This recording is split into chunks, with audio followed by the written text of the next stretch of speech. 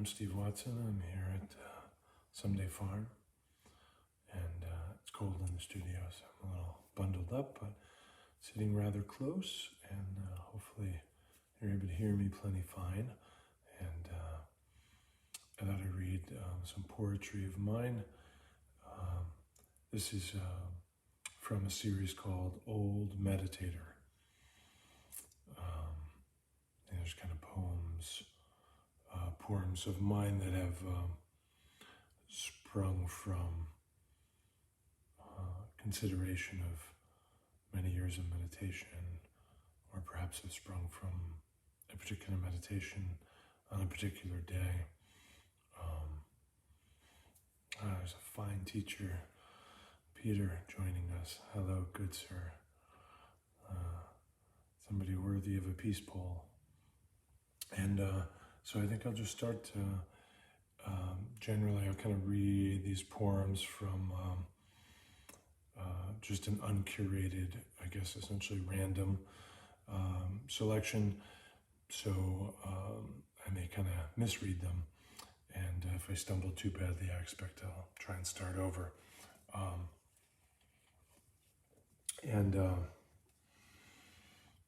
Also, I do a lot of Taoist wordplay, so I certainly might end up picking one that is best to be read rather than have read to oneself, so that you can see the wordplay on the page. And if that happens, maybe I'll try and explain it or let it go. But certainly if I curated them, I would opt out of those or hand those out in print while I read them. But at any rate, I'm looking at the first one. I can see a word at the very top that is likely to be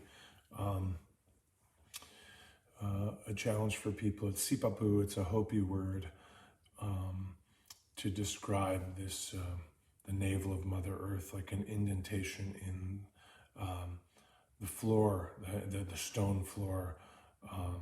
And it's a place from which mythologically it's understood by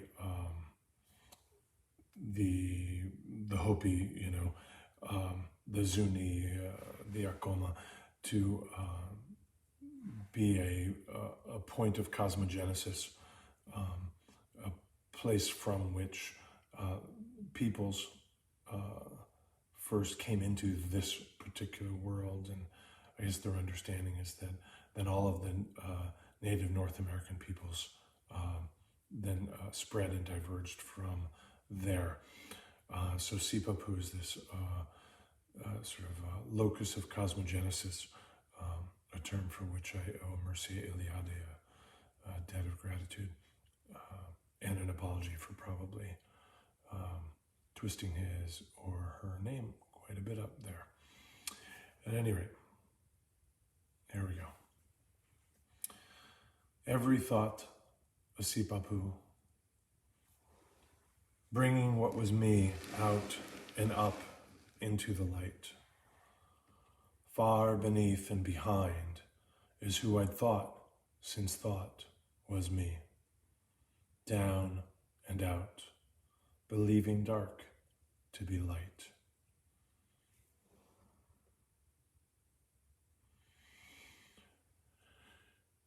This one I wrote for Linda Addison, a dear friend and editor and publisher, writer, poet. I dreamt and then I woke, preferring as I do the now. Oh, that's for you, Linda. Love you. And this next one was written for and inspired by a friend, Terry Steemsma. Not that I can pronounce his name. Steemsma. I think he's a nuclear engineer, and his name starts with steam, so it's rather apropos. This one's a bit longer, so we can settle in. Hushed. A quiet storm settles on the unsettled ones around, once around. The world, this world, my world. Now, well, for now, chiaroscuro. more and most unedged, all set a blur. The mind, she quietly tumbles, softly, uniquely to the frosted ground. And yet these thoughts, okay, my thoughts, okay, this mind, I know, my mind, still unstilled, impure, still unstilled, at rest, unmoved, but moving. My mind, how unlike snowflake, snowflake, snowflake. My mind, she drifts and goes so unlike snows. Their drifting is their staying.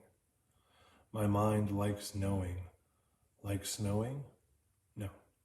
My mind, adrift, snow, adrift.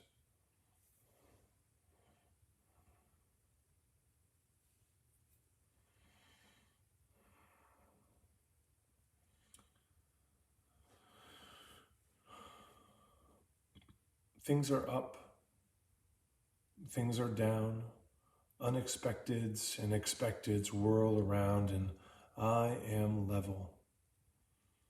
Things are dim or darkening, things are light or sparking, and I am even. I am level. Things are things, I am Stephen, and me. I am me, things are things, as they are, how they are, and I am me, here, now again. I stumbled a bit on one of those words. I think kind of more or less interjected another word, and editing on the fly. This one has a Chinese ideograph title, so I think I'll spare you reading this one.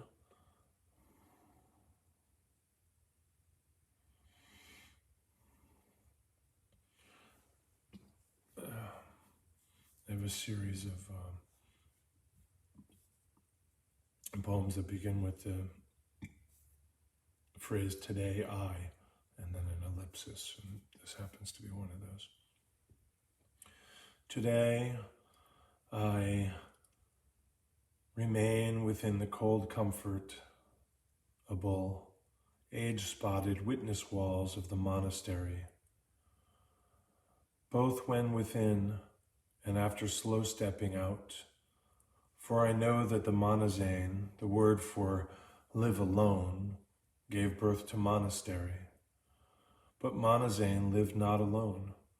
It drew together monos, the all alone word alone, and formed a union with the half a word or suffix tyrion, which is used to mean, double entendre intended, a place for action.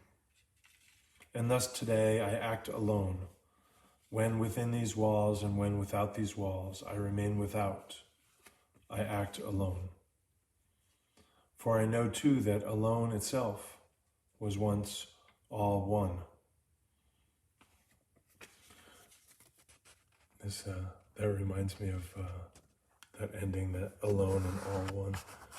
Something that my rabbi likes to insist upon, deliver, re-deliver. The idea that the Day of Atonement is the day of at-one-ment. At-one-ment is, he gets jazzed thinking about that particular little morsel of wisdom or wit. So thank you, Rebbe. Good to see you. Love you, sir. So this one starts with the word zafu, which is the meditation cushion, the round meditation cushion, which I'm currently sitting upon. And zafu means cattail in Japanese, which is the tufted seeds of reeds that would be the pillow stuffing ingredient when not buckwheat hulls. So this one starts with the word zafu. Zafu, not something I ask anything of or nothing of. It's where I ask and answer my own nothing.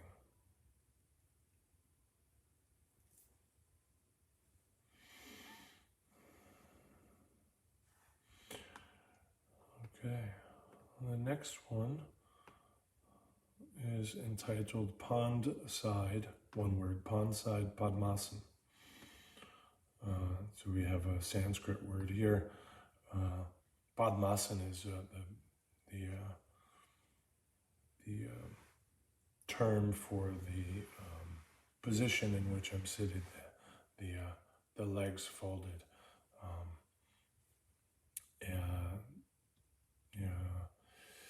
the crossed leg sitting, and it's a lotus seating.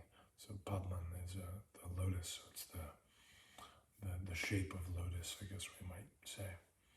So anyway, Padman, Padmasana, and of course, the pond is where we see the lotus flowers growing. So,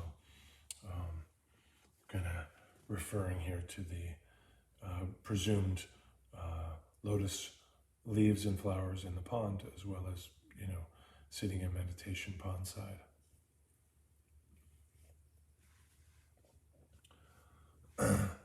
Pond side Padmasana. On arrival, a flurry of flutterings, a slew of slitherings, and a few each of crunchings and cracklings. I come to rest, and all that had long since come to rest is rustled to quickening unrest. The fish spin off into clouds and deeps. The birds seek the far-off trees and nearer leafed impenetrables. And for my troubles, well, why nature has skittered, and scurried off. But I sit still, a breath,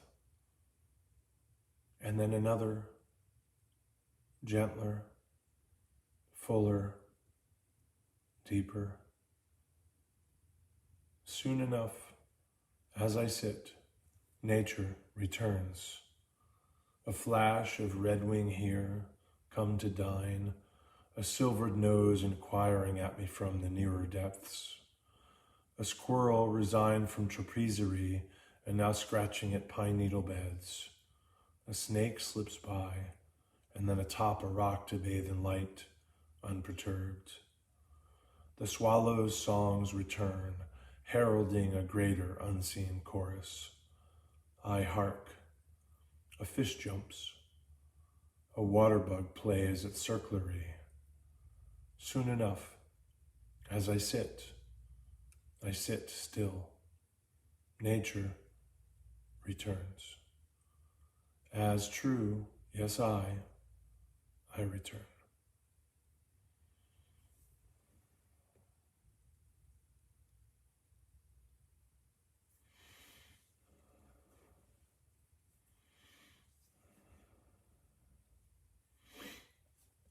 So this one is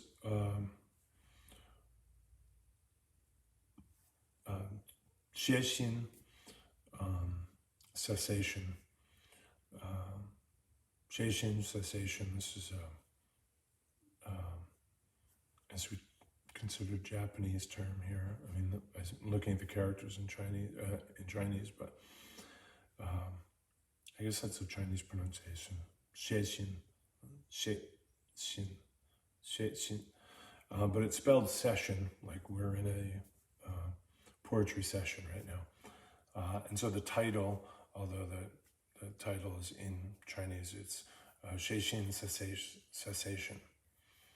So it kind of reads to the English reader to be the cessation of a session, although the meaning quite literally is a bit different than that. So seishin is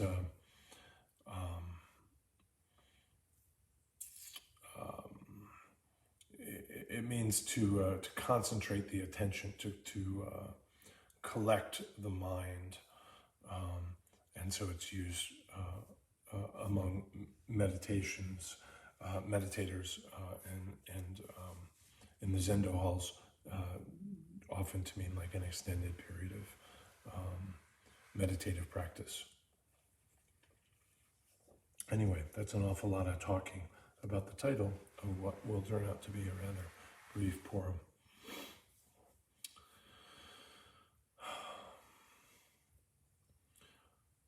Cessation, cessation. The batting is relieved. The pressed scents now smoke, melted into the nothing all around. The circulation has returned to the now unfolding legs. The tingsha is silent after its silence, after its sounding. The echoes have scattered like tide pool tadpoles before shadows. I'm awoken. I'm awoken from nothing so ordinary as sleep.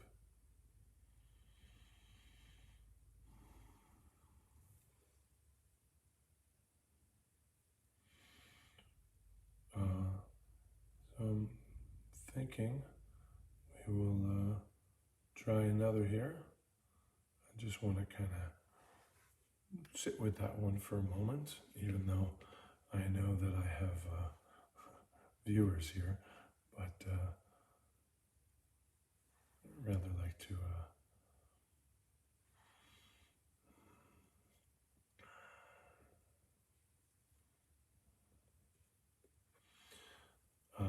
so this one, the next one here is Qi, is the title, Qi. Qi is a Chinese word that maybe we could say means to strive for.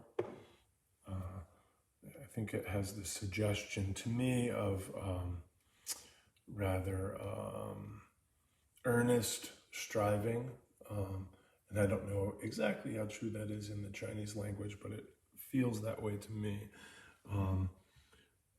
Another way to understand the word qi is like begging, right? So begging, I think, has this connotation of an extrinsic focus, whereas the idea of striving feels to me more intrinsic, and therefore I think a bit more accurate to as to a valid or valuable understanding of the term, but I think it can be translated a number of different ways. So, qi. The trouble I find with seeking the Tao is that one leaves the now, and somehow seems unable to grasp the sought. One ought simply to seek cessation of seek. I'm going to just read that one again. The trouble I find with seeking the Tao is that one leaves the now and somehow seems unable to grasp the sought.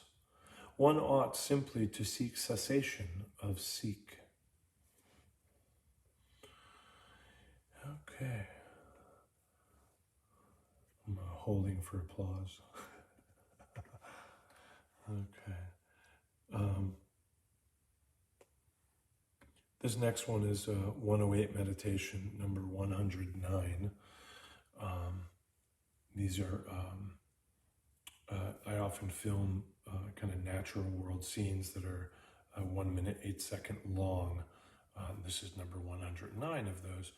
And I'll post those with sort of poetic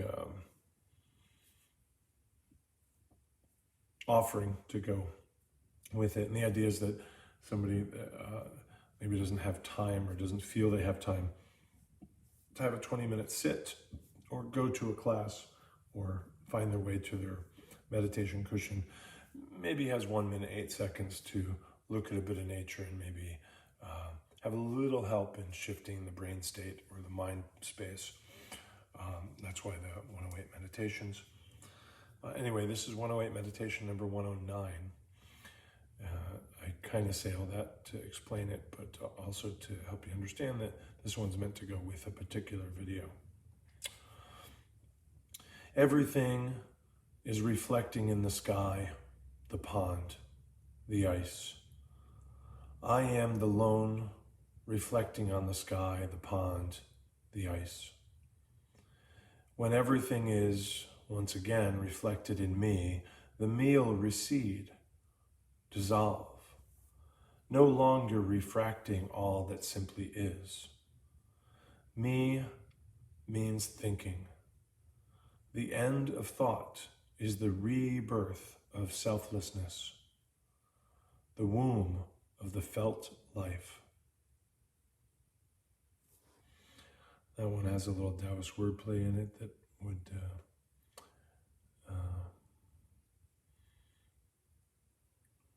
work a bit better if you could read the page with me. So this next one is the word commune, as in coming together,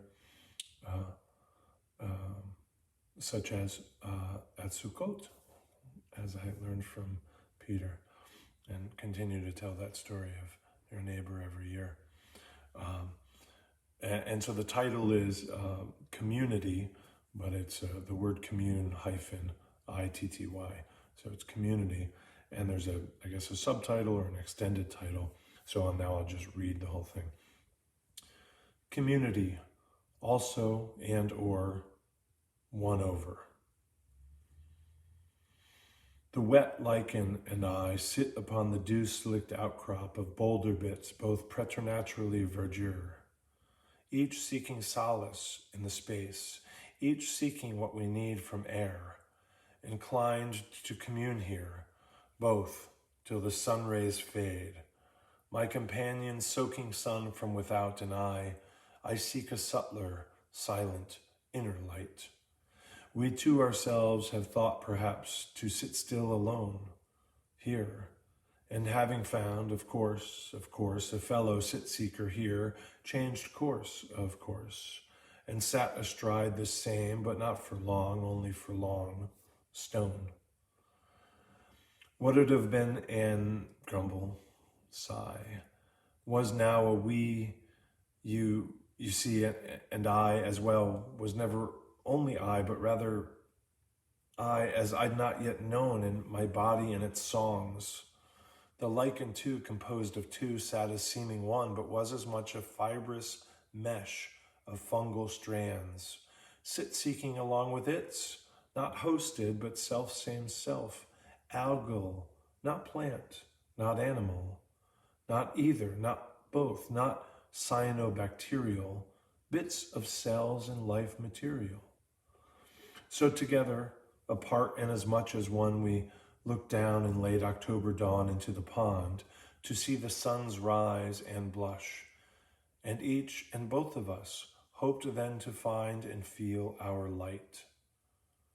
Then through the rising warm mists, I sought the sky, cloud filled with cattails tufts, and there, at last, of course, through the irreal fog, annihilated obnubilation, I saw the fog and clouds as one. We too were one.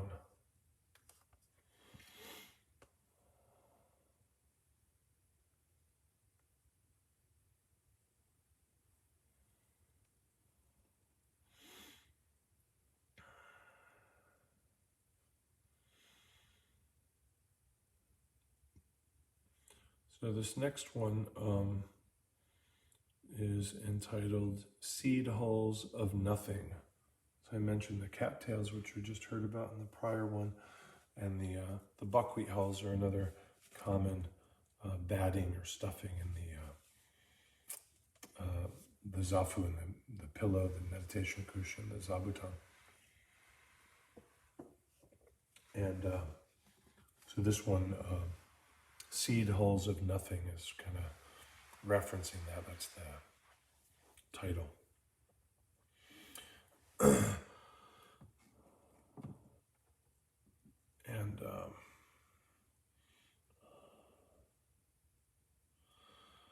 hush envelops or is hunted down, demanded. A particular general stillness outlasts the here and there leavings and goings of everywhere else. The crunch, familiar always, and always somehow unfamiliar, of buckwheat hulls. I sit. The world's exhalations, my inspirations. In-breaths of trunk and mouth. In-breaths also of shin. There's heart in Chinese. The head home of the mostly me, like November waters, phase changes from finicky fluid to quiet, cooler, tumultless ice, which oddly melts the heart. And soon, or longer, yes, usually longer, the phase becomes sublime. And then, and yes, and then, and yes, and only then, and all at once, nothing.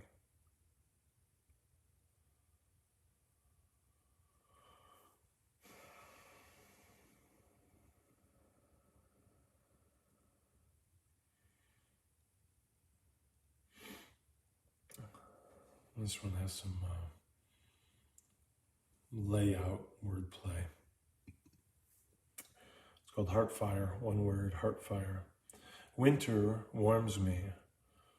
It's not the fire or the quiet cat on lap. It's certainly not the hurried holidays. The shroud of same-making snow, the compost pile is the car, the tree stump is the berry bush, the woodshed is the forsythia patch, is how echoes come to rest. The words of seasons go unfollowed by commentary. Sounds no longer bounce. A thought leads not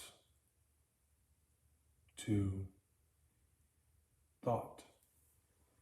Wet boots, tea mug warm in palm, sun so low, the song of snow sung sans echo is the cessation meditation sought by seekers all long year.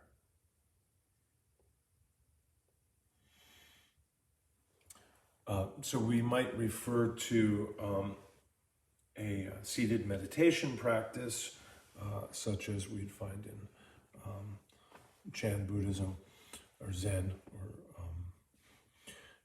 or as a sit. Like, let's have a sit. I'm going to a sit. I had a great sit this morning. Intensely creative naming, but when we meditators in these traditions talk about sort of the practice, it might just be called a sit or the sit or this sit or our sit. Anyway, the title of this one is called A Sit Ever Was, which of course can be read as it ever was. So a sit ever was, as it ever was. I sit upon cloth-wrapped buckwheat hulls, once kapok and once reed mace. I sit in, settle in, until the hulls settle in, and I settle for their outer silence, if not my own, innernesses is. My aim, of course, to stay the course and skip my usual course of far and soon off course. With luck, for I've given it time and that's proven fruitless, I'll be a resonant cavity, like a seashell, humming the tidal murmurings of seagoings, through the receiving ear, deep into the believing mind. Though, should I be so shell-lucky, the echo would be of silence. How would I know I had reached my empty place?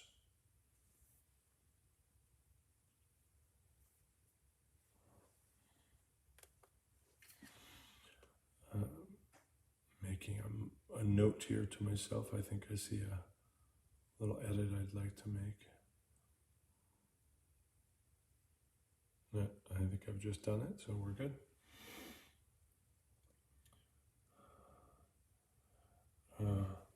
I'm gonna, I have it in me here to do a few more, so I'm planning to keep going. There are lots and lots of these, and my plan here is not to read every single one. So, and of course, you have the power of pause, unfollow, delete, block, unplug, turn off. I'd be just as happy to read to myself. But certainly thank you for tuning in and enjoying, or commenting, or offering feedback. This one is called Malediction to Valediction. 2.72.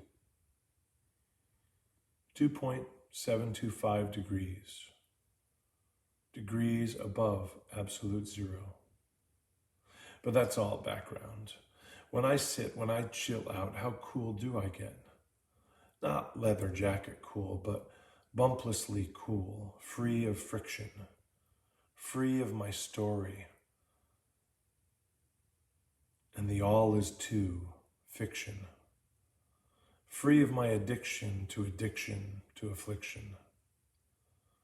Affliction after affliction, affliction upon affliction. I know it's a self-infliction too, this too.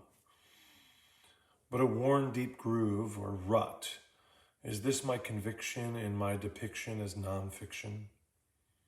My soul benediction, is this ragged cushion? So I sit, so I sit.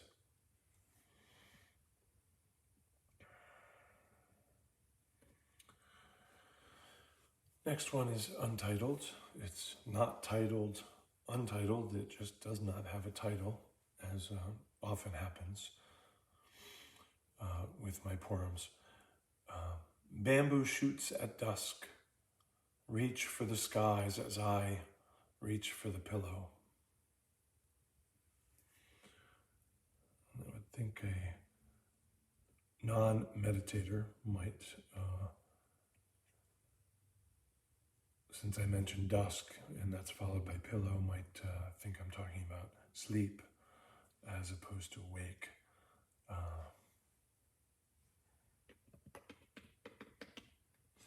Which gives me a thought for a title for that.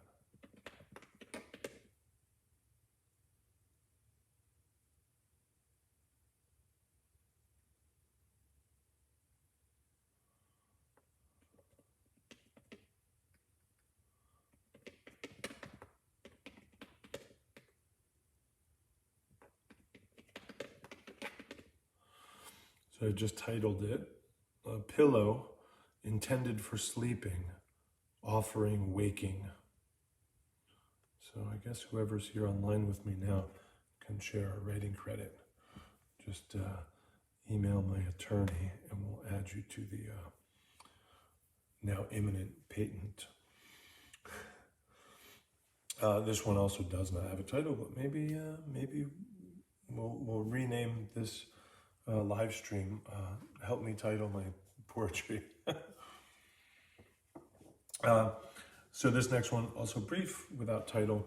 Houseflies. Fine zazen teachers, only appearing when I've begun sitting. So zazen is that, the Japanese term for that seated meditation practice that we'd see in Chan Buddhism. That may be one of my favorite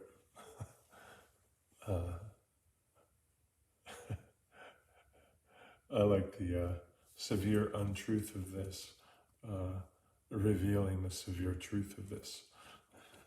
Or, this is all about noticing, and then confusing noticing for a object of reality.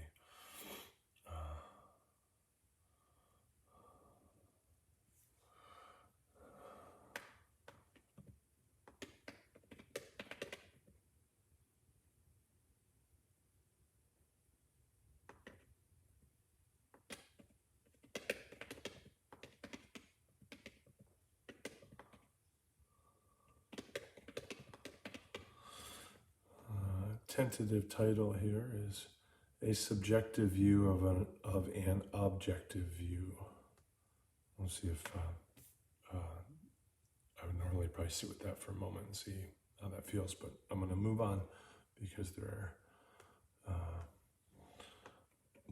folks other than my simple self here. So this one has a little wordplay in the title, and it's the title is A Loneliness. But depending on how you look at it, it's written as three words or phrases. And so it's A, loneliness. So a loneliness. So it's A, loneliness, or a lone, and then leanness, depending on how you see it, half full, half empty, perhaps. So anyway, a loneliness. Upon this cushion, sitting alone, geese honk past, birds cavort with birds. In the window, too, a mouse follows a mouse. A whirl of dot, dot, dot. Some summer bugs play by the eaves. A kit trots its new red furry in tracks trotted in by a new tawny sibling. Less carelessly and last, Mama Fox picks paw places in trods where her kits gambled past the forest edge. The forest edge. No tree, an island, no bird alone, no cry unreturned. And I sit alone, unflagging, unflocked.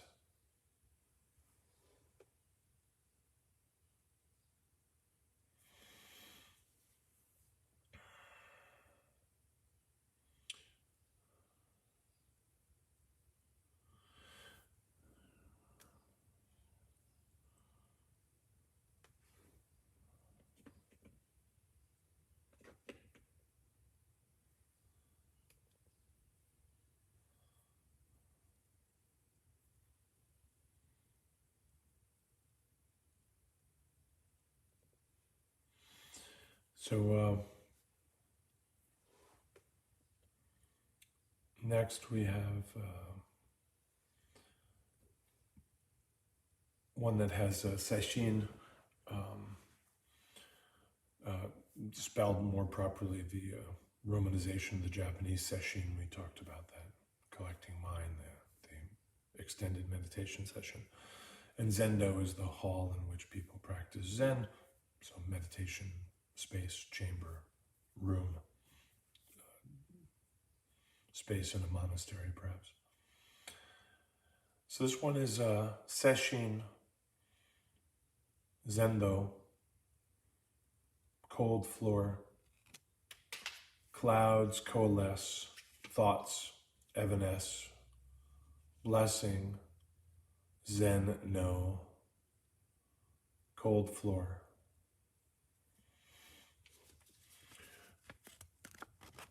Okay. Here's what I have a little smiley face here, and I have a little post-it smiley face, which has fallen down twice, I think. I just post that on the iPad streaming from next to the camera to help me look at the camera, which is pretty close to looking at you, instead of the more awkward but far more likely me looking here. So when I look up, there's a big image of me, and the ego says, look there, you're interesting to you. And so then you guys get this, me seemingly talking to you. So I kind of have that posted there to help me remember the plan. So this one I see has a term, ajirugasa. Ajirugasa is like a hat that you might see in scenes such as this, maybe a wicker or paper, like very kind of light, so maybe a summery hat. And so this is called Sunless Lotus-Legged Pilgrimage. Sunless Lotus-Legged Pilgrimage. And of course, we talked about the lotus Padmasana, the lotus seat, the cross-legged position. So we kind of see what the reference is there. And this is written in Chinese, but I'll say it in English. So, sat on futon, on zabuton, sat on zafu, sat on haunches. Dust settles, waters run clear. Clouds whirl and whoosh past, each a new fashion after a fashion for this old-fashioned monk. Each white puff a new ajirugasa.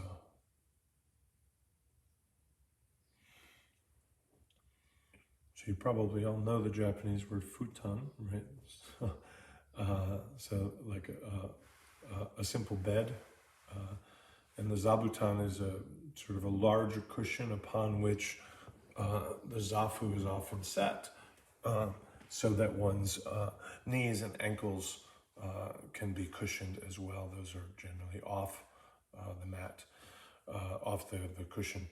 So I talk about the futon, the zabuton, the zafu, and then the white puff, cloud. So a cloud here sort of references obviously a cloud in the sky, and the idea of the white puff passing by suggests it's a sunny day, so maybe the hat, but also clouds are often a metaphor in these meditation practices for our thoughts. And the idea is that they arise, they maybe block the light, they appear big or important or drawing of your attention, like I was saying, looking at my own image here. And yet they do drift by. And if you can know that and be patient, they drift by. So we're often instructed to label your thought as a cloud. Say, well, this is just a thing. I don't have to believe it. I don't have to follow it. I don't have to chase it. I can just let it drift by. And just as it appears, it will not appear. Hey, Tuan, good to see you, sir. It's been a long while. I hope that you're happy in Colorado. And John, who's probably happy in both Nevada and California. Good to see you, Mr. Bright. So I'm going to just read that one again. It's called Sunless Lotus-Legged Pilgrimage. Sat on futon, on zabuton, on zafu, on haunches. Dust settles, waters run, clear. Clouds whirl and whoosh past, each a new fashion after a fashion for this old-fashioned monk. Each white puff, a new ajirugasa.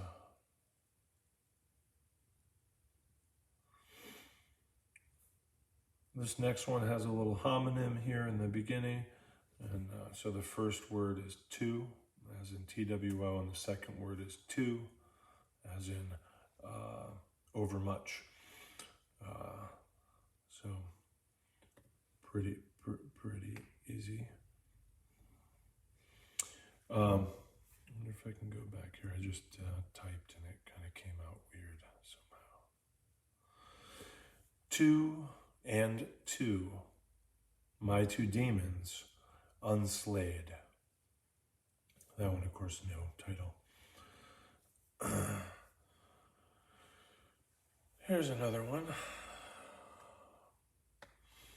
I am a guru awaiting the flock.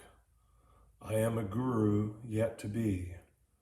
My first pilgrim, though, will surely be the former me.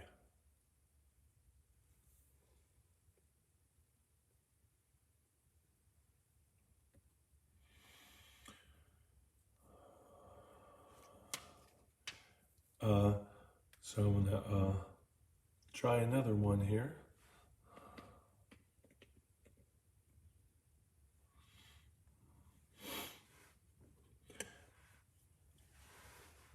This one has no title, by the way, and my iPad just scrolled away from it, so I'm rapidly trying to scroll back. There we are. I've roots, I have wings, all rot, all rise, all soar, all sink. I've witnessed my very witnessing this night, a glimpse of light point. The mountain, still stillness, the seas again againing. Exhale, sip, savor each.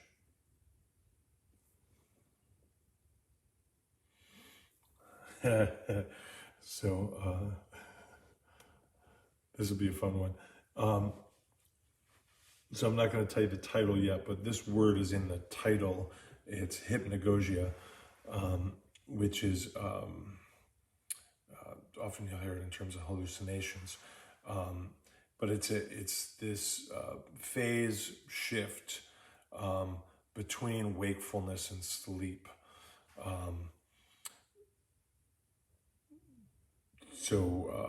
Like where we have the sleep beginning. Now, in meditation, I think the idea of wakefulness is a very sort of charged word because it really suggests some ultimate enlightenment. The idea of being awoken. The term Buddha means awoke, awakened, and so the hypnagogia is this moving from wakeful to sleep. And so the title of this is probably unpronounceable, but I am going to try. So it's Eigagen Pi. Yeah, Eigagen Pi Hypnagogia. And so it's the word hypnagogia preceded by the word hypnagogia written backwards.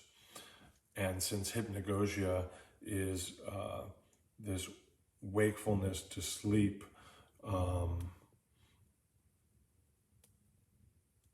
then the reverse, it stands to reason, is from sleep to awake.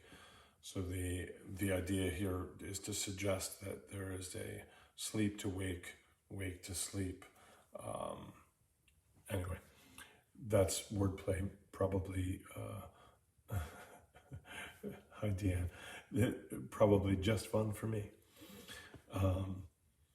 Probably also serves as a good reason to somebody to say, oh, I'm not going to read this one. Just no thanks, skip. 2 a.m. The slice of sun replaced by wedge of moonlight. Upon the zabuton, no cat now, merely me. And truths spill and tumble clatter echo from my heart. In similes, in metaphor, in lies.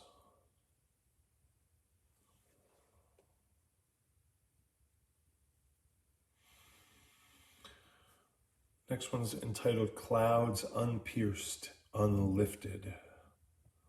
From my pillow, illusions are unfriended, each and every. But this moon with clouds between she and I love illusion once more.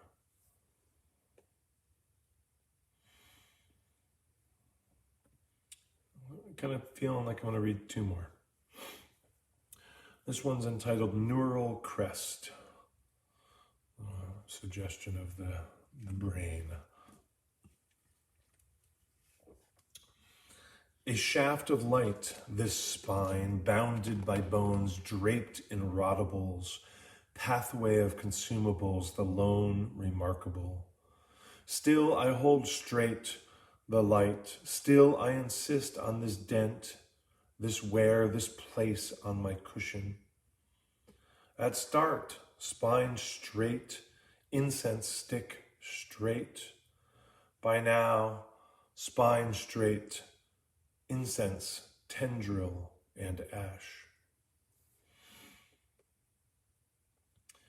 Okay, so I think this will likely be maybe this will be the second to last, because the word penultimate is in this poem. So that's my nail plan. Yeah. Is that okay, Maria? Okay. Yeah. I know you seem slightly sleepy. It was the incense that the spine actually stayed straight. There you go. Okay. I'm going to hold you for these last, I think, two. So this one is born, breath, death. Born, breath, death, but it's all the three words brought together as one word, which is my sense of what a life is. Born, breath, death. First breath. A life long. Penultimate breath. Hello, old friend. I see we each have not changed. Next, death.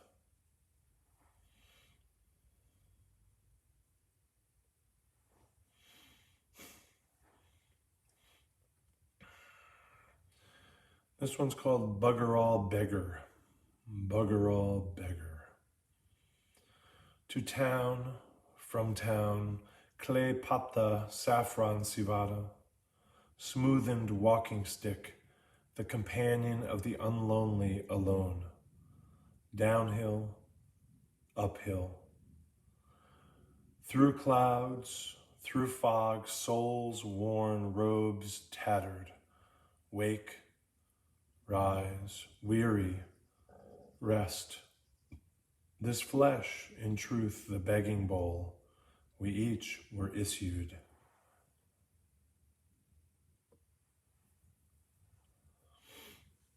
Okay, you can rest over here. Thank you so very much. Very much appreciate you. I feel like that's all I'm going to pursue. There's plenty more, but if you like it, ask for more. Maybe we'll do more. Thank you all very much.